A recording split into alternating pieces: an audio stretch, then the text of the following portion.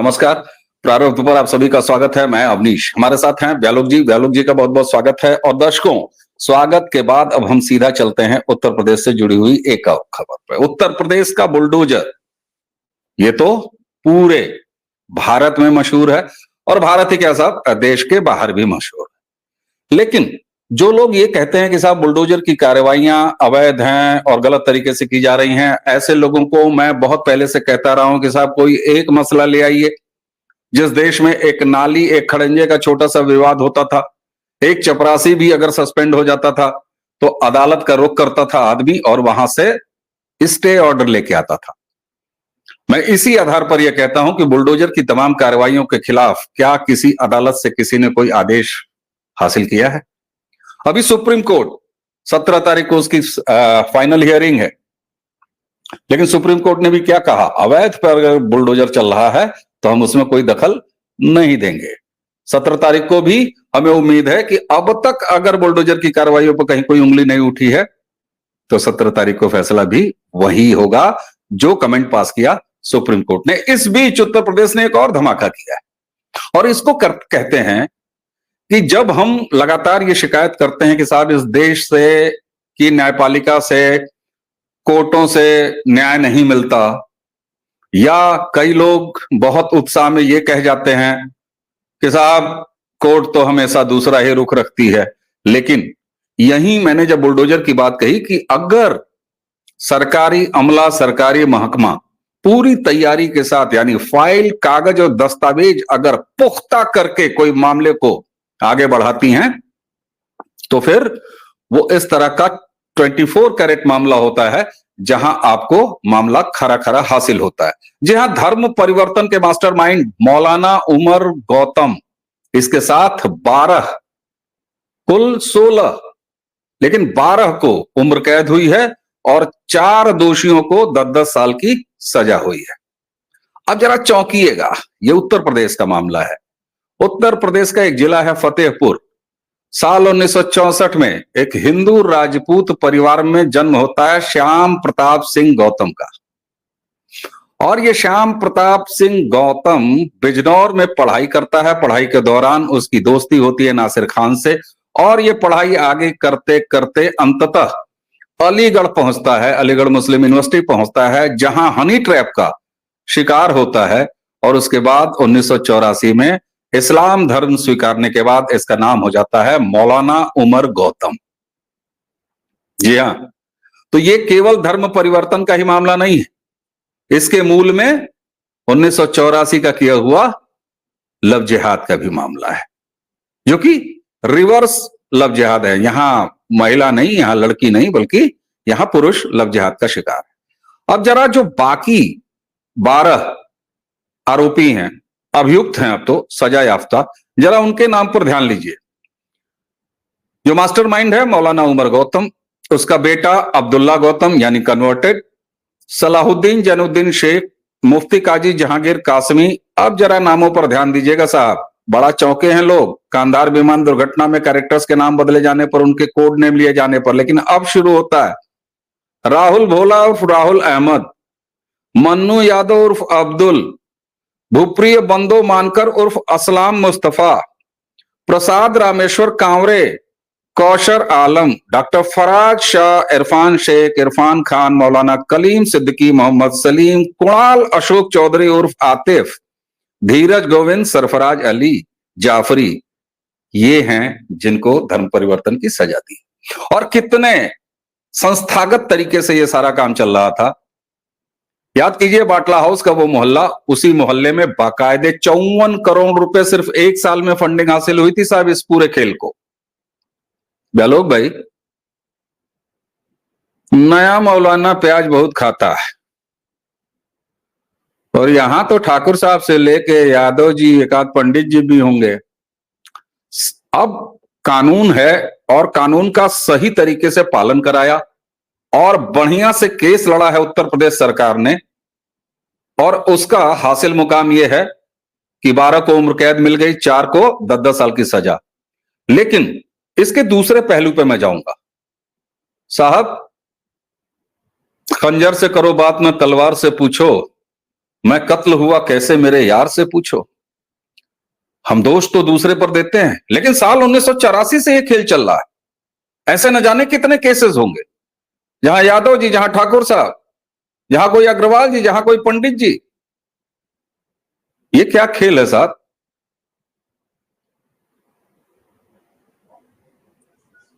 हमारी सबसे बड़ी दिक्कत यह है कि हम लोग समस्या के मूल पर न तो बात करते हैं, न उसको सोचना चाहते हैं। इस पूरी जो बातचीत में आपने जितनी जानकारी दी है, उसको अगर मैं अपने पत्रकारीय अनुभव का लाभ उठाकर पिन पॉइंट कर दूं कि एक पॉइंट क्या है, तो वो है अवैध धर्मांतरण।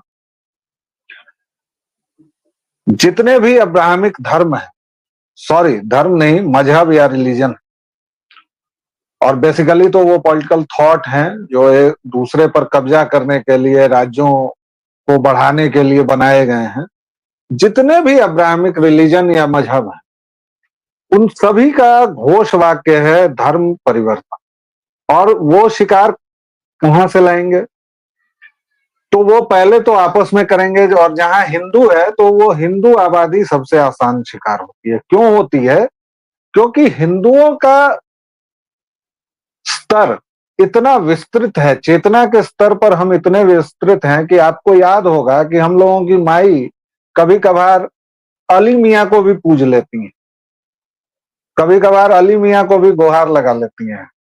या फिर गांव में आप जाएंगे तो वहां पता चला कि ब्रह्म बाबा के बगल में कोई पीर साहब भी हैं, उस पर भी चले गए। मोइनुद्दीन जैसे लोगों के यहाँ भी उनकी कब्र पर भी लोग चले जाते हैं, चादर चढ़ा देते हैं। तो ये इस पर लोग बहुत दुखी भी होते हैं, जो हमारे शेर चीते लकड़बग्घे हैं। लेकिन इसको एक दूसरी तरह से ये भी देखने की जरूरत है कि आपकी चेतना का स्तर इतना विस्तृत है कि आप पेड़ पौधों में, पशु पक्षियों में जब ईश्वर को देख लेते हैं, तो किसी पीर में, गाजी में देखने में आपको दिक्कत नहीं होती है। लेकिन और वो लेकिन बहुत बड़ा है कि वो गाजी, वो पीर, वो आपके साथ क्या करता है, ये सबसे बड़ा सवाल है। और अब अच्छी बात यह है कि ये सारे सवाल उठने शुरू हुए। उत्तर प्रदेश का धर्मांतरण विरोधी कानून बना और हम लोगों के सामने बना है, और हम लोगों ने देखा है कि कैसे उसका विरोध भी हुआ। इस मुल्क के सो कॉल्ड बीमार मनोरोगी सेकुलर्स ने उसका कितना विरोध किया, लेकिन अब उसमें सजा भी आनी शुरू हो गई है। उधर हिमंता रूंधे गले से कह चुके हैं कि अब हम लोगों को खतरा है, और खतरा यहां नहीं है, हमारे सिर पर पानी आ चुका है। मतलब नाक तक तो हम डूबे ही हुए हैं। 40% मुसलमान हो चुके हैं। और मैं नाम लेकर कहता हूं, क्योंकि मुझे कौन जात कुमार है का वह सवाल बार बार याद आता है कि अगर मुसलमान बहुसंख्यक हो जाएंगे तो क्या होगा। मुसलमान बहुसंख्यक हो जाएंगे तो ये होगा कि शिमला में, संजौली में, जहां 2 मंजिला मस्जिद नहीं बन सकती है, वहां 5 मंजिला मस्जिद बन जाएगी। देवभूमि में रोहिंग्या मुसलमान बसेंगे।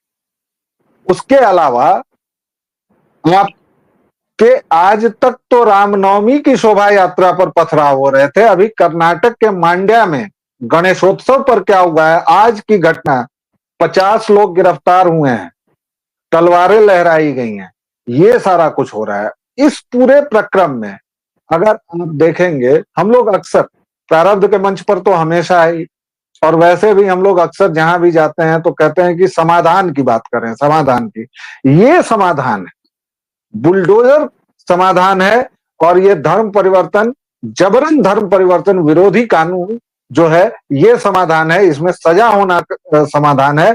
और इसके साथ साथ आपको इस कानून को देश के सभी राज्यों में लागू करना, वो भी समाधान। और इसी दिशा में आपको आगे बढ़ना होगा, तभी आप इस देश को बचा पाएंगे। अन्यथा अब्राहमिक रिलीजन का वो पूरा फलसफा है कि आपको मतांतरित करना है। अब इस बात पर आप बात ही नहीं करेंगे, आप कहेंगे कि इस्लामोफोब हो गए हैं, आपको इस्लामोफोबिया है।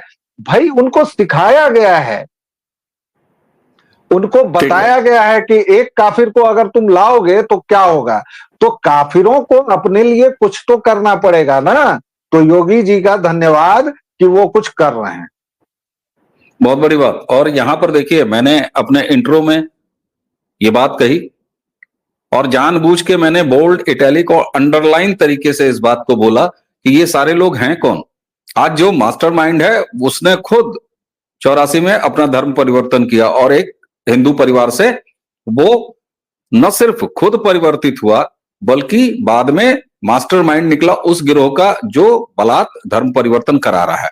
आपने जिस जागरण और जिस चेतना की बात की ना, तो ये सारा कुछ जो उपलब्धि हासिल हुई है उत्तर प्रदेश सरकार को और इस कानून के माध्यम से ये जो 16 सजा याफ्ता हुए हैं, इसकी शुरुआत हो रही है ब्यालोक जी 2021 में फतेहपुर जनपद की एक शिक्षिका, स्कूल टीचर कल्पना सिंह, उसने ये शिकायत दर्ज कराई कि साहब हमको जबरदस्ती बार बार एक पूरा गिरोह है जो धर्म परिवर्तन करने की तरफ ले जा रहा है।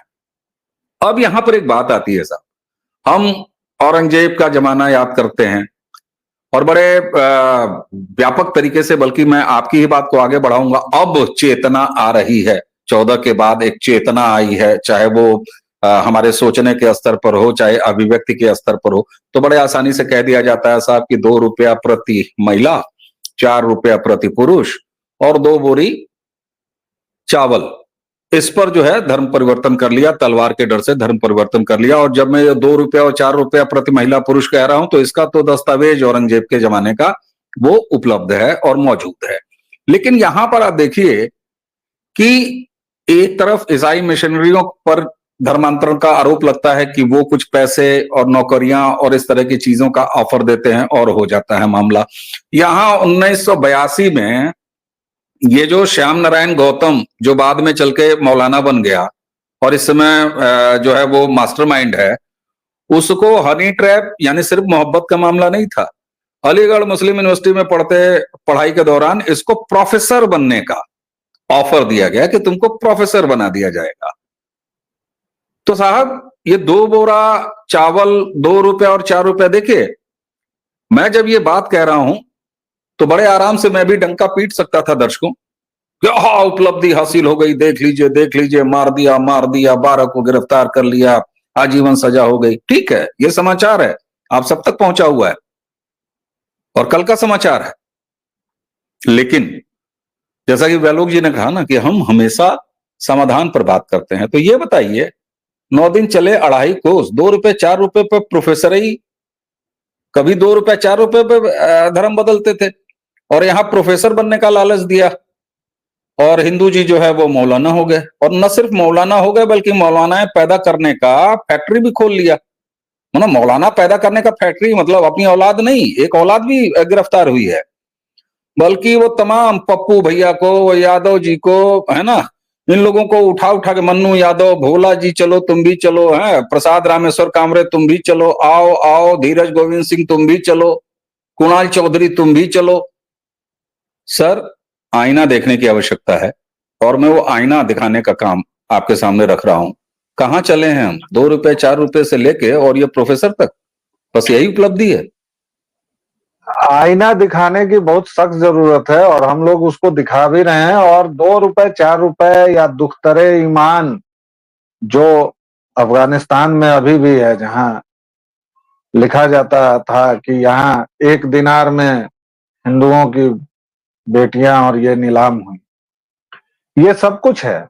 और आप तो 2 बोरी चावल और इस सब की बात कर रहे हैं, हनी ट्रैप वगैरह की। हिंदू तो इतना महान हो चुका है, इन्वर्टेड कॉमा में महान, कि उसको अगर कोई आकर समझाने लगे कि देखो तुम्हारे यहाँ तो वेदांत में एकेश्वरवाद है, हमारे यहाँ तौहीद है, और देखो हम तो सूफी हैं, गाना गाते हैं वगैरह वगैरह, तो वो कहेगा कि ठीक है, हमें इसमें भी कोई दिक्कत नहीं है। लेकिन एक जो सबसे बड़ा मैं इसमें योगदान मानता हूं वो तकनीक का मानता हूं। अगर हम टाइमलाइन रखते हैं तो चलिए 2014 का रख लें, हालांकि मैं मानता हूं कि नहीं, वो थोड़ा सा पहले से भी है, 2000 ईस्वी से। और खासतौर से जब से टेक्नोलॉजी आई, पहले क्या था कि चीजें समझ में नहीं आती थी, चीजें पहुंचती नहीं थी। अब शिमला में जो हो रहा है वह 1 सेकंड में दरभंगा तक पहुंच रहा है, वह 1 सेकंड में लखनऊ तक पहुंच रहा है और चीजें बहुत तेज गति से आपको प्रभावित कर रही हैं। कर्नाटक में जो हो रहा है, तो अब हिंदू मानस जो है वह देख रहा है कि नहीं, यह बात केवल इसकी नहीं है कि सूफी गाना वो बड़ा सा शेफ वाला टोपी लगा के और ऐसे फाया कुन कर लो। ना ना ना ना, वहां तक बात नहीं है। यह बात आपके अस्तित्व की है, और चाहे वह ईसाइयत हो या मोहम्मदवाद हो, उनका सीधा फरमान है कि जब तक आखिरी काफिर को आप अपने फोल्ड में नहीं ले लेंगे तब तक आपको प्रयास करते रहना है। और इस पर आपको कोई बहस करनी है, कोई मुबाहिजा करना है, ये मतलब नहीं है, वो मतलब नहीं है। जिहाद का मतलब अंदर के राक्षस से लड़ना है, फलाने का मतलब वाजिबुल कत्ल का मतलब है कि अपने अंदर के ईगो को मारो। तो भैया जय सिया राम, मुझे आपसे कोई बहस नहीं करनी है, लेकिन आपके अस्तित्व पर सवाल है। गुजरात है, सूरत है साहब, जो आपके हिंदुत्व की प्रयोगशाला है, जहां आप 2 दशक से सत्ता से बाहर ही नहीं हुए हैं, उससे ज्यादा समय से। वहां पर इन लोगों की इतनी हिम्मत है कि वो गणेश पंडाल पर पत्थरबाजी करते हैं। मैं ये नहीं समझ पाता हूं, किसी भी ईद के जुलूस पर, किसी भी बकरीद के समय क्यों नहीं पत्थर चलते हैं? भाई आप लोग भी निकलते हैं ना, अगर बात इतनी ही है तो आप लोग भी निकलते हैं, जुलूस आपका भी होता है। पहले आप लोग केवल रामनवमी को ही निशाना बनाते थे, अब गणेश जी भी आपको भाने लगे हैं। अब उनकी शोभा यात्रा पर आपने कर्नाटक में कांड किया, आपने सूरत में किया, आप बिहार में करते हैं, बिहार में आप सरस्वती पूजा के इस पर कांड कर देते हैं। आपकी भावनाएं कहां कहां, आपकी जज्बात आपा घायल हो जाती हैं भाई। जबकि आप लोगों ने अपने अपने मोहल्ले बना रखे हैं। कहा जाता है कि ये मुस्लिम मोहल्ला है, काहे का मुस्लिम मोहल्ला है भाई? और उसके बाद आप ये भी कहेंगे कि यहां पर हमको रहने नहीं दिया जा रहा है, यहां पर ये लोग कह रहे हैं कि यहां मत रहो, ये मकान मत खरीदो। तो ये बात हिंदुओं को समझनी चाहिए। जब एक राज्य का मुख्यमंत्री हेमंता विश्वा शर्मा की वो सूरत मुझे नहीं भूलती सर, जब वो लगभग रूंधे हुए गले से बता रहे थे कि हमारे अस्तित्व पर संकट है। और ये बात हर एक हिंदू को समझनी पड़ेगी। कश्मीरी हिंदू भी खुद को कश्मीरी पंडित कहते थे, हैं कश्मीरियत। आहा, ये हमारा फिरन, ये हमारा चोगा, ये हमारा डल झील, ये हमारा फलना, ये हमारा लंद, ये हमारा फंद। कहां गई कश्मीरियत साहब? जब काटा गया 5 लाख लोगों को, रेप हुए, भगाया गया, कहां गई कश्मीरियत? तो कहीं कश्मीरियत नाम की चीज नहीं है। कश्मीरियत माय फुट, कुछ नहीं है ऐसा। आप निशाने पर हैं, आप युद्ध में हैं। आप अगर इस बात को नहीं समझ रहे हैं तो आपके जैसा बेवकूफ कोई नहीं है, आपके जैसा शुतुरमुर्ग कोई नहीं है। और आप हमारे जैसे लोगों का मजाक भी उड़ा सकते हैं कि अरे ये लोग तो फियर मॉन्गर है, फियर साइकोसिस पैदा कर रहा है। हम लोगों को कहा जाता है सर कि बाप रे, ये लोग तो लग रहा है जैसे एकदम आपातकाल आ गया। अब आपातकाल नहीं आएगा तो कब आएगा सर? 1947 से लेके 1990 और तमाम आपके घर में आग लगी हुई है और आप कह रहे हैं कि आपातकाल नहीं आया है। बिल्कुल ठीक बात है, लेकिन एक चीज और भी है। मुझे लगता है कि उत्तर प्रदेश में ये जो धर्मांतरण, ऐसा नहीं है कि ये कोई कानून पहले नहीं था, पहले था, फिर उसको मजबूत किया। लव जिहाद का भी कानून मजबूत किया है, उसमें भी 10 साल की सजा बढ़ा के करी है, जो कि हल्की फुल्की सजा थी। इतनी हल्की फुल्की थी कि जैसे मारपीट की धारा 151 वाली जो सजा है, उस टाइप की सजा थी। तो एक तरफ ये तो मानना पड़ेगा कि न सिर्फ आप कानून कड़े करके रखिए, और दूसरा ये कि सरकारी बाबू हो, चाहे सरकारी वकील हो, चाहे सरकारी पक्षकार हो, अदालतों से न्याय आपको लेना है अगर, तो सरकारी कागज और फाइलें मजबूत करके अगर आप पैरवी करते हैं तो इस तरह के फैसले आप हासिल कर सकते हैं। व्यालोक भाई, एक शेर मुझे याद आ रहा है, अब मैं चाहूंगा जरा सा उसको आप बांचिएगा कि वो उसका मतलब क्या है। हालांकि अकबर इलाहाबादी और जो हमारे चचा मिर्जा गालिब, तो उनके टाइम पीरियड में बहुत ज्यादा का फर्क नहीं है, लेकिन आपने ध्यान दिया होगा कि अकबर इलाहाबादी और असदुल्ला मतलब असद मिर्जा गालिब, इन दोनों को कभी भी ये मजहब वाले जो हैं वो हाथ नहीं लगाते। कभी महान शायर नहीं मानते, कभी नहीं मानेंगे। हम देखेंगे नाम की चवन्नी छाप, उसको जो कहेंगे आहा इकबाल ने क्या लिख दिया साहब, क्या लिख दिया। अकबर इलाहाबादी का एक शेर मुझे याद आ रहा है कि आबे जमजम से कहा मैंने मिला गंगा से क्यों।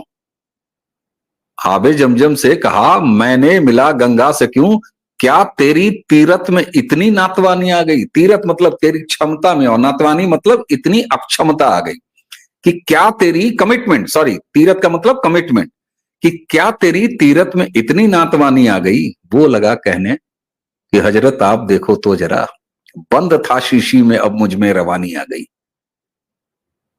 ये जहां एक तरफ ये दिखाता है कि यहां जो कन्वर्टेड हिंदू हैं, बहुत से लोग चौंकेंगे कि मैंने भारतीय मुसलमान नहीं कहा। जी हां, उनकी असली पहचान क्या है? कन्वर्टेड हिंदू। भारत में जो भी मुसलमान है उसकी एकमात्र पहचान अगर है तो वो कन्वर्टेड हिंदू की है।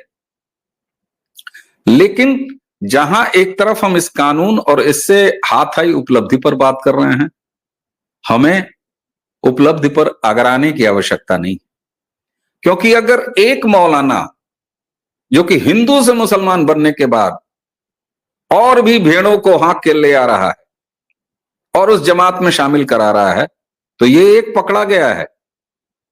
वो भी आप घमंड से भरे हुए जब कहते हैं कि हमारे बुलडोजर वाले बाबा का उत्तर प्रदेश है, वहां पकड़ा गया है।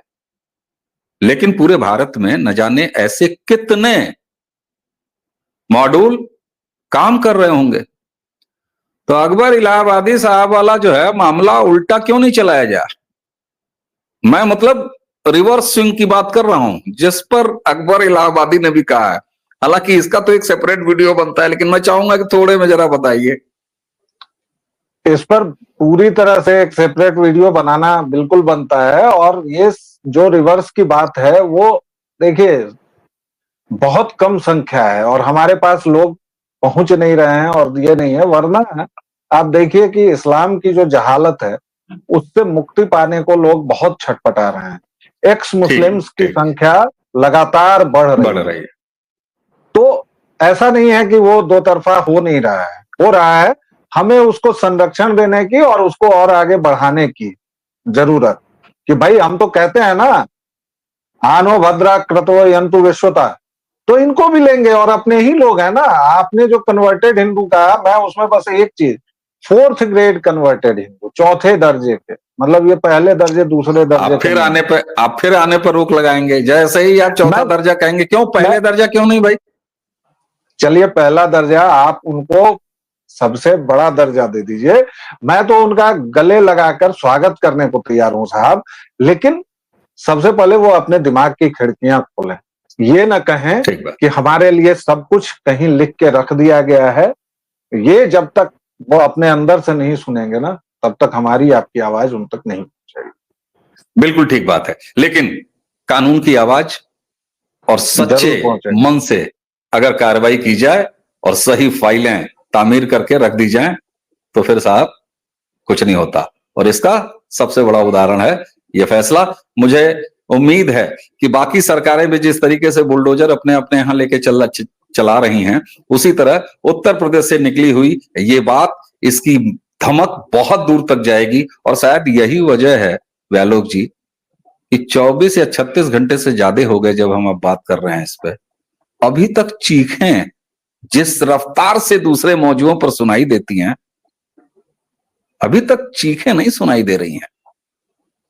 बहुत ज्यादा शोर नहीं सुनाई दे रहा है कि अरे ये देखो। क्योंकि मुझे लगता है दर्शकों कि जैसे ही ये पाखंडी गिरोह इस पर बात करेगा तो उसे बात करनी पड़ेगी इस कन्वर्जन पर और इस कन्वर्जन के इतिहास पर, जो कि 1982 से इसी देश में, इसी उत्तर प्रदेश में लव जिहाद, रिवर्स लव जिहाद के रूप में भी मौजूद है। तो जानते हैं आदमी नंगा कब नहीं होता है, क्योंकि उसे पता है कि शरीर के वो तमाम दाग और रेशे वो सड़क पर आ जाएंगे।